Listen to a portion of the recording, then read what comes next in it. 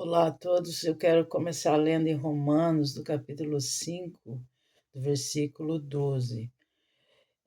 Diz assim: portanto, assim como por um só homem entrou o pecado no mundo, pelo pecado a morte, e assim também a morte passou a todos os homens, porque todos pecaram.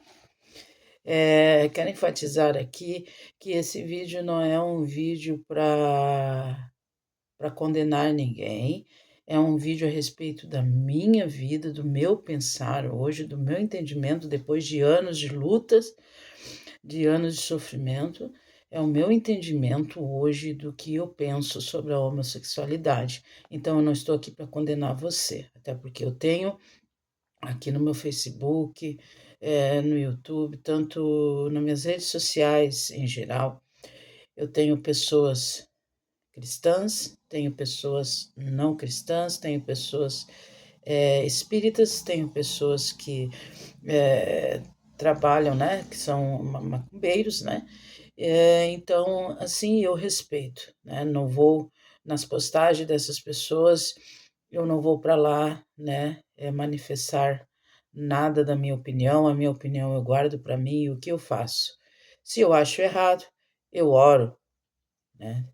Eu entrego a Deus. Então, faça a mesma coisa. Se você achar errado em algum momento que eu vou falar, olhe pela minha vida, mas eu não posso deixar de falar a verdade que eu tenho para mim hoje, certo?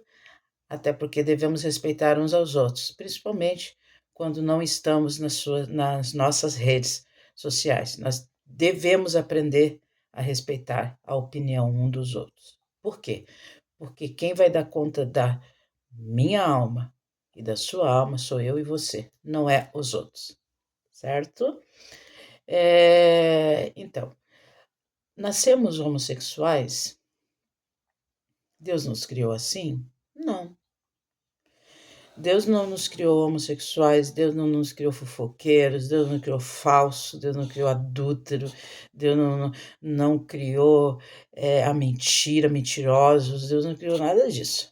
Tá? Deus ele fez tudo perfeito.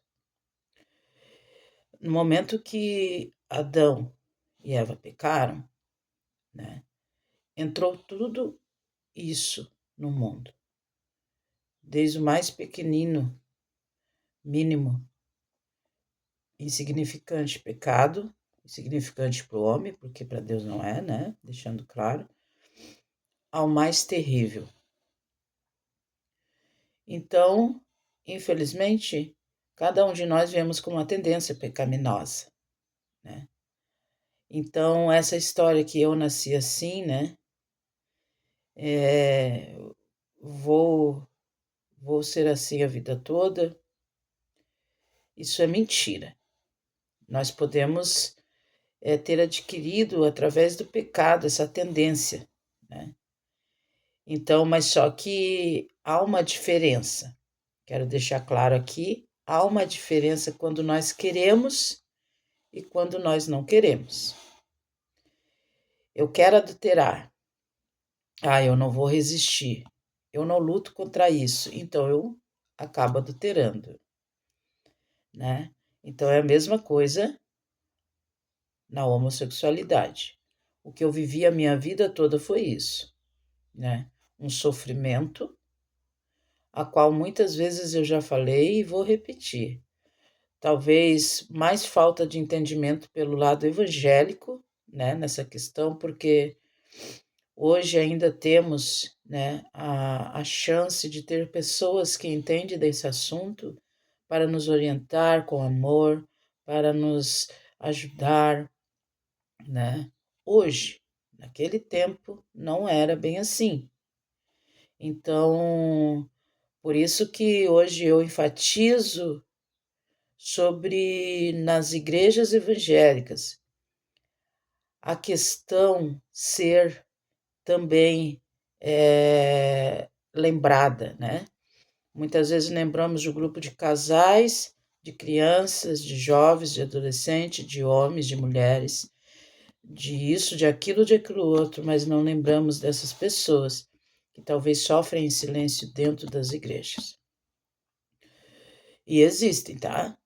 Você não tem ideia de como existem pessoas dentro da igreja exercendo cargos, e às vezes até mesmo pastorais, e que passam por esse problema de ter medo, porque as pessoas já vão endemonizar, as pessoas já vão jogar no inferno. Isso que é o problema, né? Você evangeliza uma pessoa, você já larga a pessoa no inferno antes do tempo.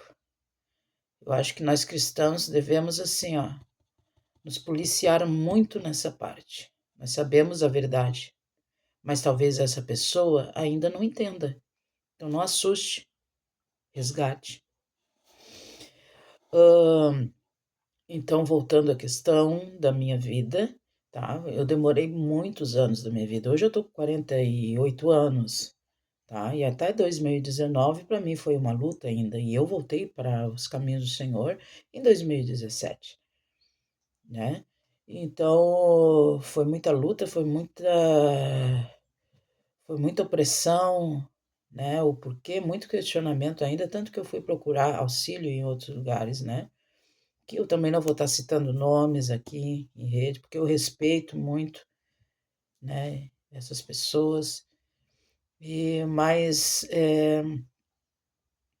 eu digo para vocês assim, não, não é fácil, não é fácil, não foi fácil, né? Hoje, a Thaís hoje, né? É uma mente mais aberta sobre isso, uma mente mais madura, um conhecimento mais maduro. Hoje eu entendo, sim, que para servir a Jesus nós precisamos renunciar ao nosso querer. Não é só nessa parte. Como eu já disse, tem outros pecados que o cristão ele tem essa tendência. Então tem que haver renúncias para viver com Cristo. Agora, se a pessoa já não quer, né, viver com Cristo, amém. Porque eu ouço as pessoas dizerem, porque os evangélicos, eles exigem muito da gente. Tudo é pecado. Não, não é os evangélicos. É a Bíblia que diz, né? Então, a palavra do Senhor, se você crê na palavra do Senhor, se você interpreta ela como deve ser interpretada, você vai entender que não é os evangélicos, né? A Bíblia é a inspiração direta de Deus para os seus profetas. Então, se a Bíblia diz, então pronto. Não importa a minha, ou a do fulano, ou da ciclano, opinião de ninguém. A Bíblia diz, é pecado, então é pecado. Então, eu não posso deixar de evangelizar e de falar a verdade por causa de A e de B, né? Eu tenho que fazer a minha parte. Então, não, nós não nascemos homossexuais. Agora, se as pessoas querem ser, dizem que são felizes assim, tudo bem. Eu não fui. Eu não fui feliz em nenhum momento da minha vida, porque eu sabia, na verdade, que não era correto. Eu fiz as pessoas sofrerem, tá? E as pessoas me fizeram sofrer. Então, assim, entre aspas, algumas, né? Mas então, em nenhum momento da minha vida, eu posso te dizer que eu fui feliz. Porque, na verdade, lá no fundo eu era uma pessoa infeliz, amarga, né? Ou depressiva. Então, assim, veja por esse lado.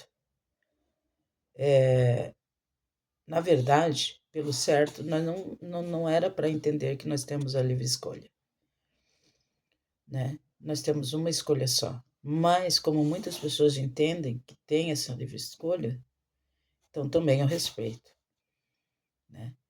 Então, eu só sei que Jesus ele pode transformar sim, ele pode mudar sim. E Thaís, hoje, tu é casada? Não, eu não sou casada. Quero deixar uma coisa agora bem aberta aqui, porque isso leva muitas vezes as pessoas a ser inconveniente, né, com os outros.